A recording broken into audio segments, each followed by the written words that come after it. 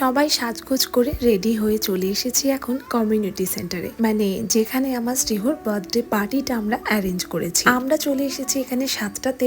আগে আসার ওই একটাই কারণ, ফটোশুট। পুচকেটার সাথে আগে যদি ফটোশুট না করি শেষ অবধি ও ওয়েট করবে কিনা তার কোনো ঠিক নেই। একার ছবিগুলো তুলতে গিয়ে ও কিন্তু সবাইকে একদম নাজেহাল করে দিয়েছে। তবে আজকের অনুষ্ঠানে যাদেরকে আমরা ভীষণভাবে মিস করছি, আমার বোন মানে শ্রীহুর মাসি, ওর আইটা মানে আমার শাশুড়ি মা, ওর পিসিরা, সবাই এলে আরো আনন্দ হতো। মায়ের শরীর ভালো নেই তাই উনি আসতে পারেন। শ্রীহু কিন্তু ছোট্ট থেকেই সবার কোলে কোলে যায়, তাই আজকে সবার কোলে কোলেও ঘুরছিল বেশ আনন্দে। এখন কেক কাটার পালা। এই কেকটা আমরা অর্ডার করেছিলাম, আর আরেকটা কেক তো আমি দেখিয়েছিলাম যেটা ওর পিসি অর্ডার করেছিল। কেকটা শান থিমে অর্ডার করেছিল। এখন সবাই মিলে একসাথে কেক কাটার পালা। কেক কাটার পর সবার এখন ডিনার টাইম। এইদিকে শ্রীহুর কিন্তু ক্লান্তি নেই, স্পেশাল দিনটাকে ও ভীষণ ভাবে এনজয় করছে।